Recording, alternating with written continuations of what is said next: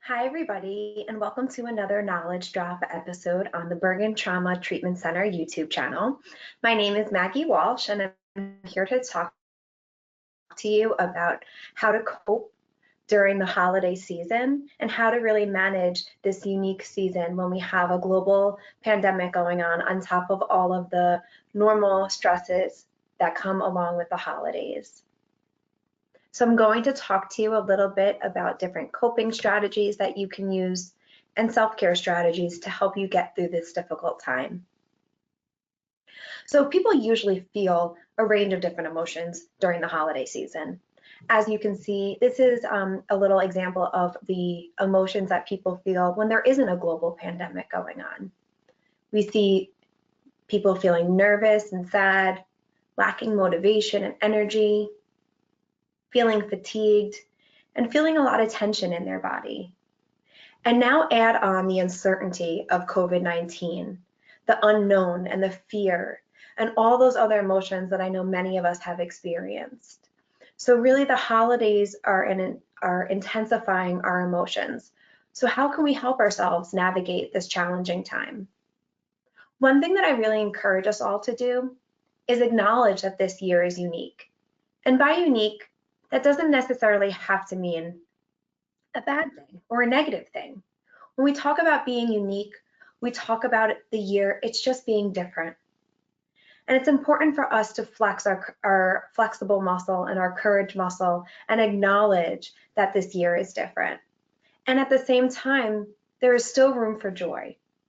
So having family conversations about how this year has been challenging, how this year has been different, and looking at the ways in which maybe you've grown throughout this year. A helpful strategy during this time is to not focus on the traditions that you might have lost or the traditions that you wish you were having right now, but instead being open to new traditions, shift in perspective.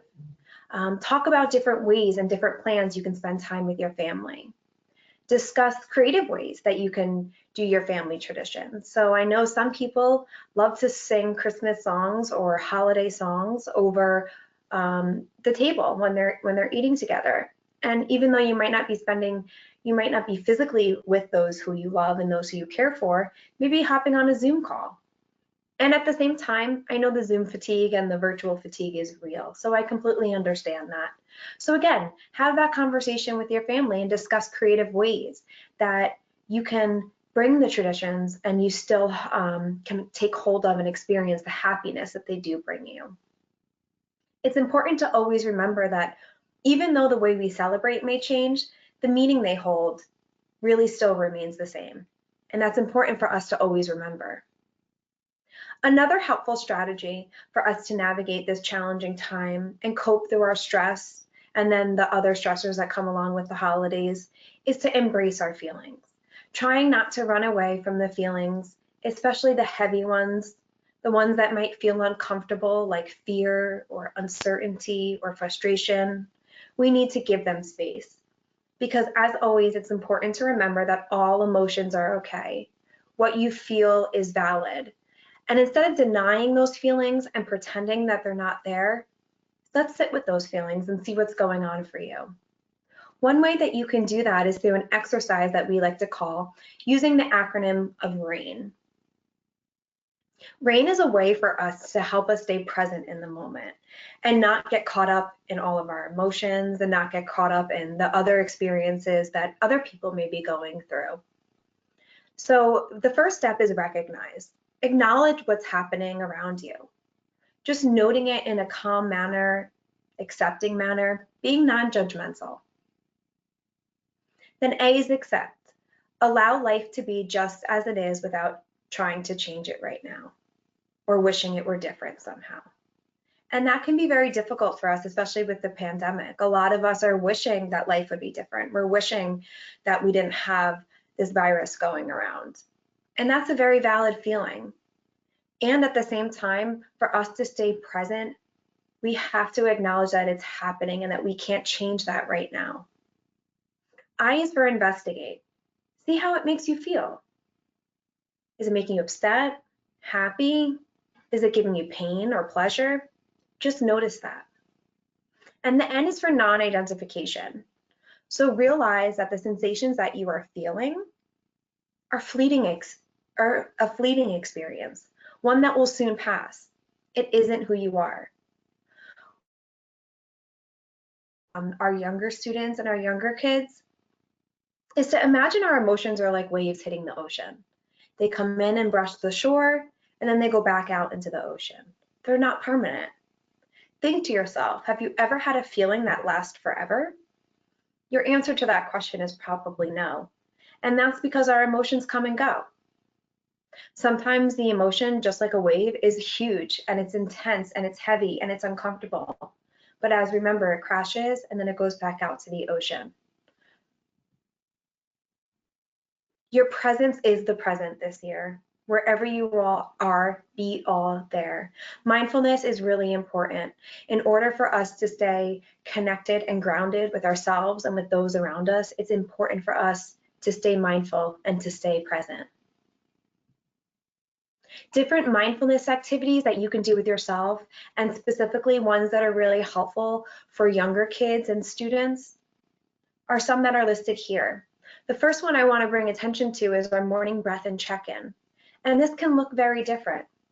This might be at home, you walking into your child's bedroom and waking them up and having a quick check-in, taking some breaths together.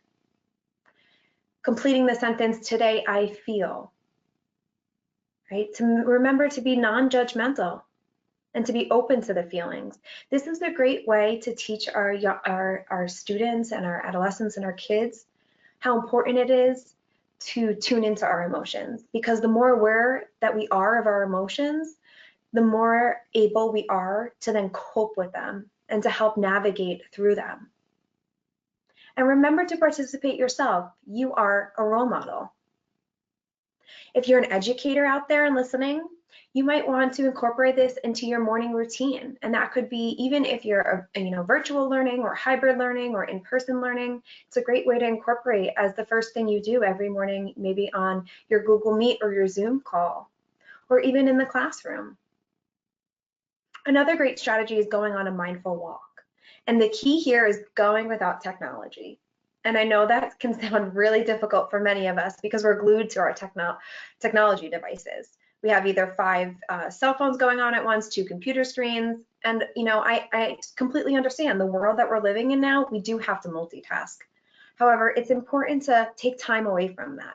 So by going on a walk, noticing, just looking at what's around you, noticing the colors, noticing the smells, it really allows you to connect with the present moment and connect with your environment.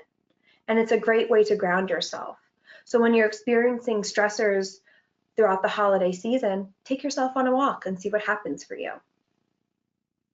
Some other great strategies to help you navigate this challenging time is knowing your limits and communicating your boundaries. When you know your stressors, that empowers you to be aware of your personal boundaries and your limits. So what I mean by that is finding some balance.